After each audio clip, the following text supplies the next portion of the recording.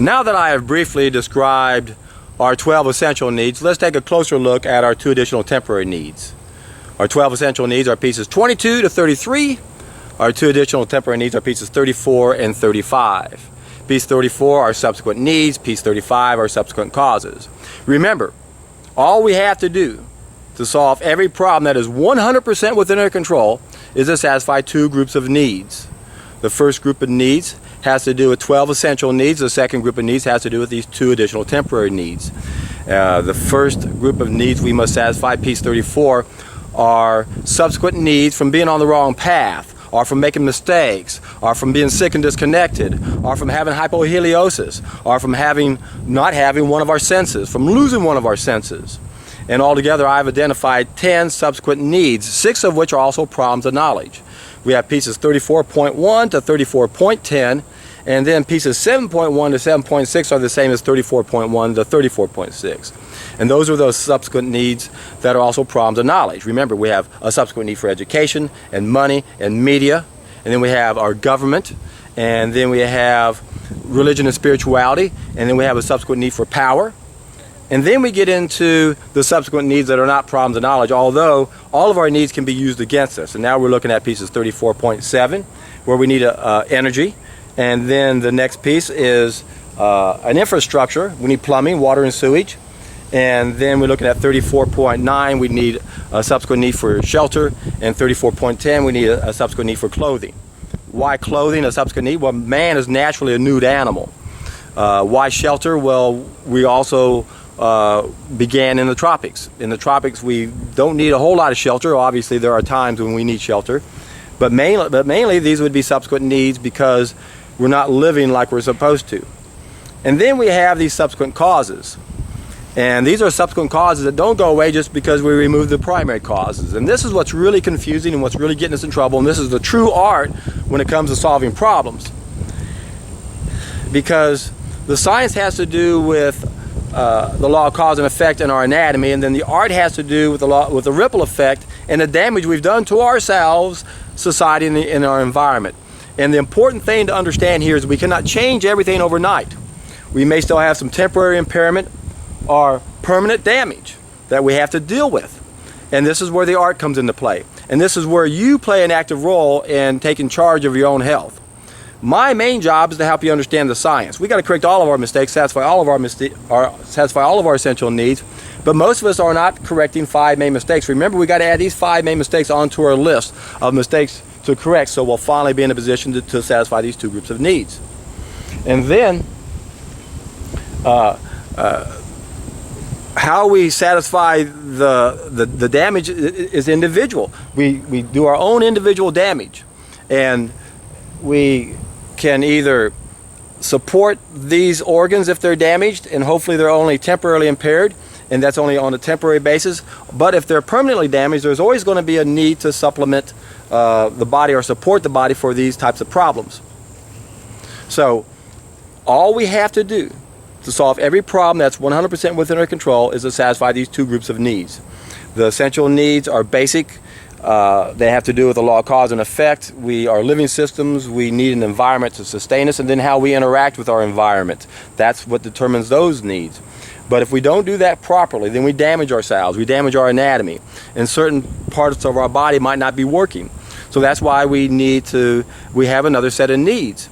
And it's important to understand that just because we have these additional needs doesn't mean we don't have the other needs.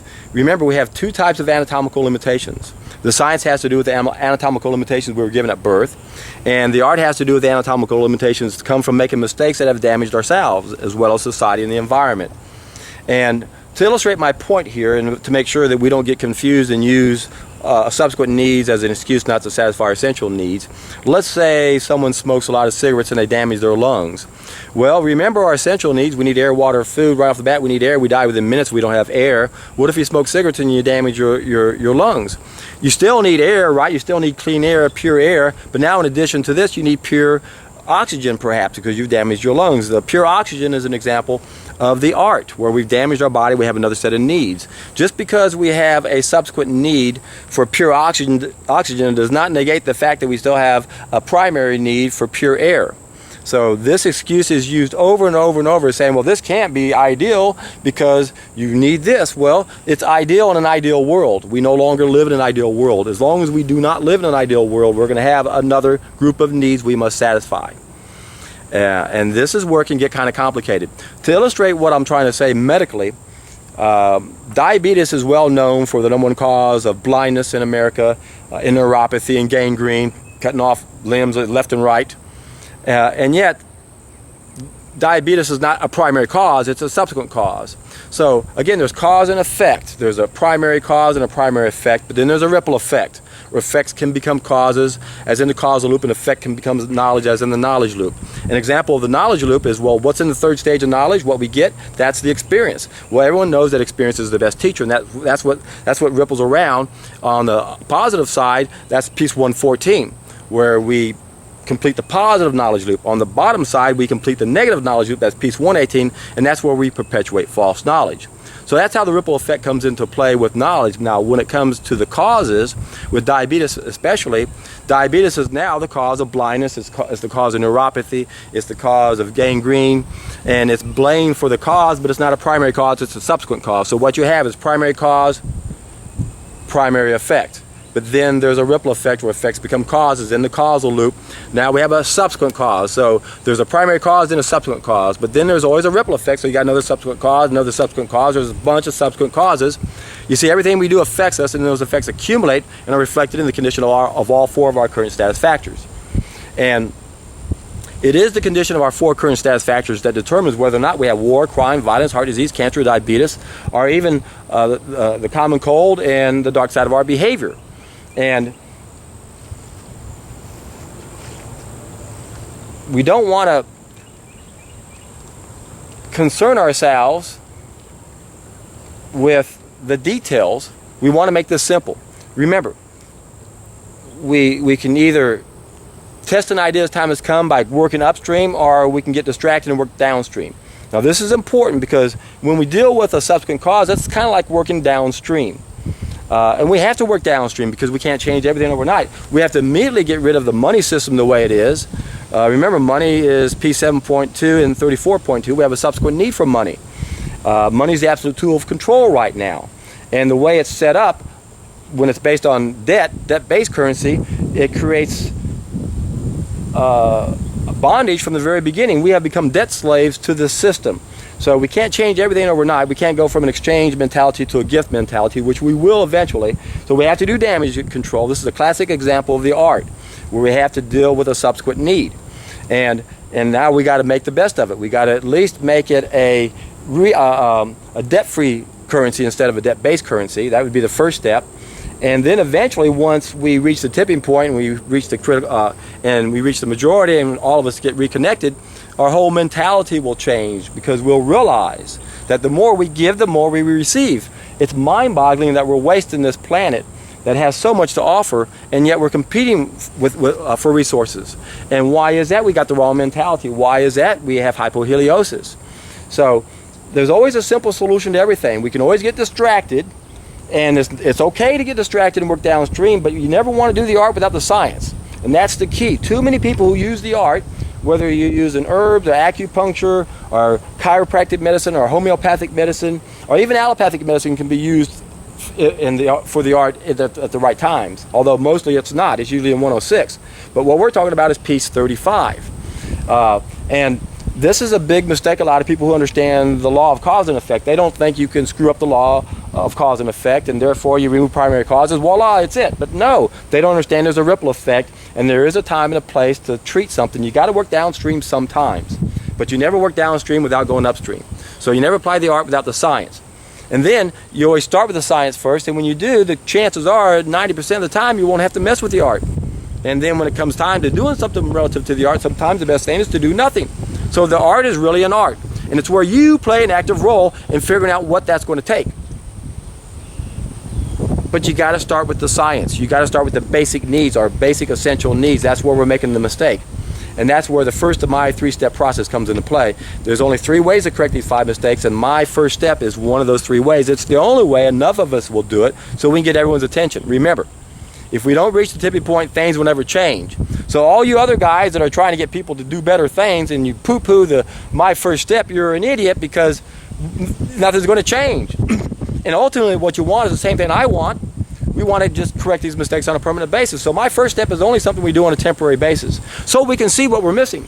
That's the problem. Very few of us are in a position, practically none of us are, to evaluate what we're doing and what we need to do, because we don't think it's a fair trade. That's why you gotta see what you're missing. That's why you have to do something you've never done before on a temporary basis, so you can have an aha moment and go, oh my God, I had no idea. I crawled out of a rut I didn't even know I was in. I had no idea there was another level of existence. So what do we do from here? Well, we ideally we start with the first step, and we do it for the appropriate length of time based upon our own conditions. We take it one day at a time and we see how it goes. But while we're doing that, we have to give the body everything it needs. We've got to support the organs of elimination. Remember, when we make corrections, we can have cleansing reactions. Not everyone, but many times that happens. And then we also have to support our body in case it's temporarily impaired or permanently damaged. So that's the art part of it, is how are we damaged? We got these 2 additional temporary needs now, and they're going to change as conditions change, and will even vary from one person to the other, even within one person's own lifetime. So the focus is not supposed to be on the art, although that's what we're doing. We only focus on the art, forget the science. Let me keep doing what I've been doing, and let me pop a pill and keep doing it. That's the mentality we've been brought up in, and we don't want that pop the pill mentality anymore.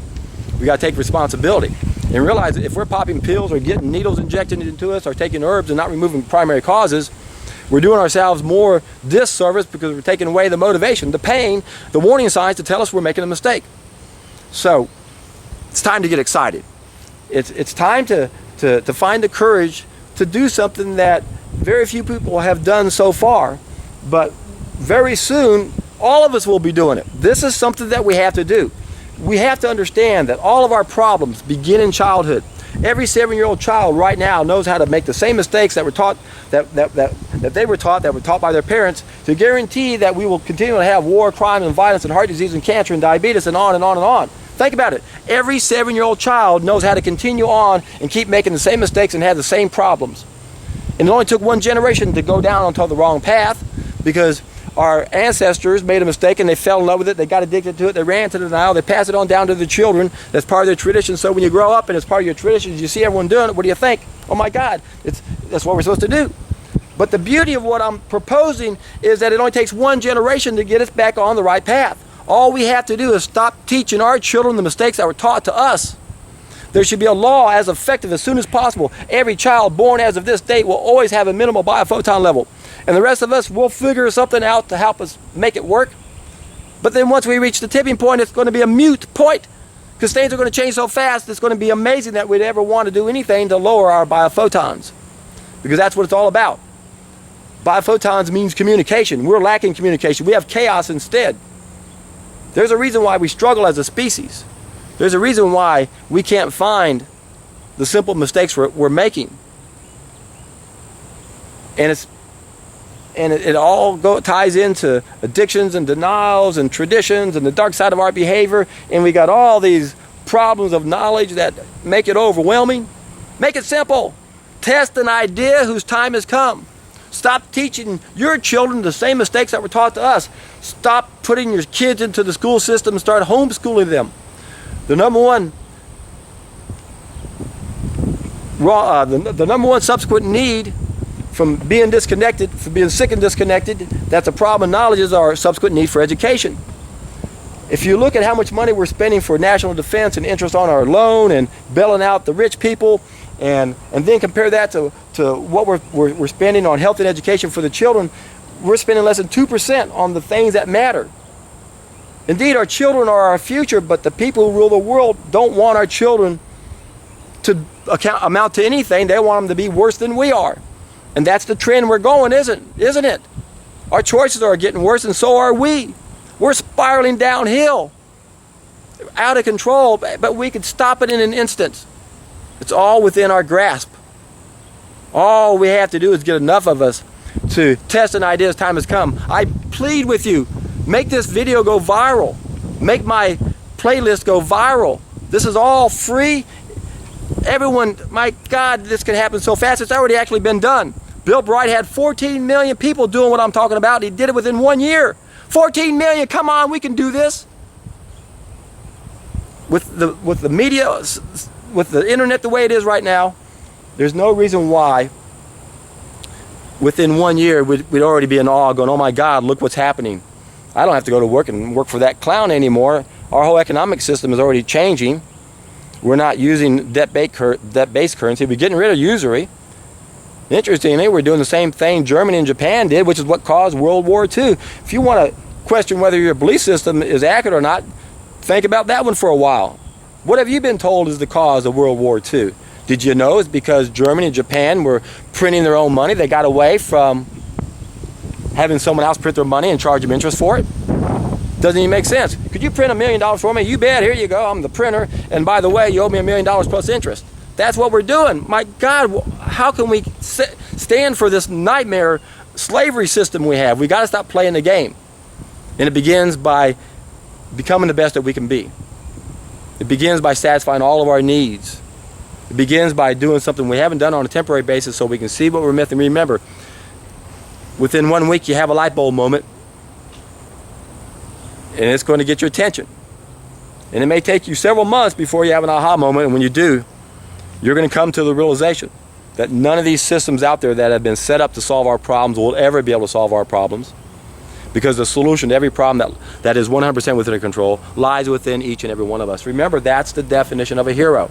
A hero is someone who can solve a problem that no one else can.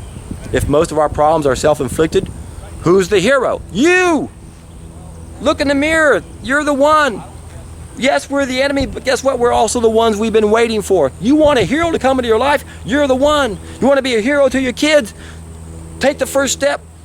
Don't teach your children the same mistakes that you were taught, and if you already taught it to them, tell them, oh my God, I made a mistake. I was lied to, and I lied to you, and I'm so sorry. But I don't want you to go the same direction I was going. In fact, you're going to be one of the trim tabs. You're going to be the rudder on the rudder that turns our ship away from the iceberg which we're headed toward right now. In fact, these are exciting times right now. We're on the verge of spiraling really totally out of control because of our technology and police state and how we're being surveilled and having any type of freedom whatsoever. And that's what makes us have any type of enjoyment in life, is to be free, to a point where we could finally be the guardians on this planet we were meant to be. We aren't even coming close to living up to our potential physically, mentally, emotionally, and communally. But we could. And it begins with you. So please give me a thumbs up, subscribe to me, share this everywhere. It's not about me. It's about you, your children. It's about us. It's about our species. The survival of our species depends on us waking up from this nightmare. And it can change overnight. So I can understand why people don't want to entertain our collective shadow. See, we have unwanted aspects of ourselves that Carl Jung called our shadow. We have an individual shadow and collective shadow. And our collective shadow is keeping us where we are. And most people just have a selective memory and they don't know they have an individual shadow. And when told that there might be a collective shadow that's doing what it's doing, we don't want to entertain that idea, but that's mainly because we feel helpless. I'm here to tell you, this isn't helpless. We're the Goliath here.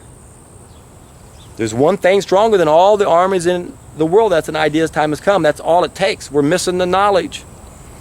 And I could give you the knowledge, but you go, no, I'm not going to do that. Again, there's only 3 ways to correct these 5 mistakes, and I've got the one that enough of us will do to get everyone else's attention. Bill Bright already did it. He had 14 million people in 1 year. We need to do it again. Double it, triple it. If we reach the tipping point, this planet will transform into the paradise it was meant to be. And it once was, and it will be again. I know we can do it. I have no doubt whatsoever. We have the capability of doing it. It's all a matter of whether or not you are willing to be a trim tab. Are you willing to go where few have gone so far and rise above the ideas of the time? Break away from the herd? Stop gliding with the stream of the crowd? Climb that unexplored mountain? If you've made it this far, you are. Remember, there's 5 stages to the hero's journey. The first stage is, do you have the ears to hear? The spiritual ears. Second stage, do you accept the mission, the call. And then we go out and gather allies, and we got these naysayers we got to deal with. But then there's the sharing of the message. And that's what I'm asking you to do right now. It's for our species, it's for you, it's for me, it's for everyone. We're all one. Once we come to that realization, we know there's only one way to make our lives better, and that's to make everything around us better. And all we have to do is be the best that we can be. And once you do it, you're going to go, wow, if everyone went through that transformation, I know it could happen. This world is hell because most people are suffering. And it's needless. And we can change it. So it's time to get excited. It's time to do the first of my 3-step process. It's time to test an idea as time has come. And I've said this many times, and I'm going to keep saying it again. When you guys do this, you're in for a treat.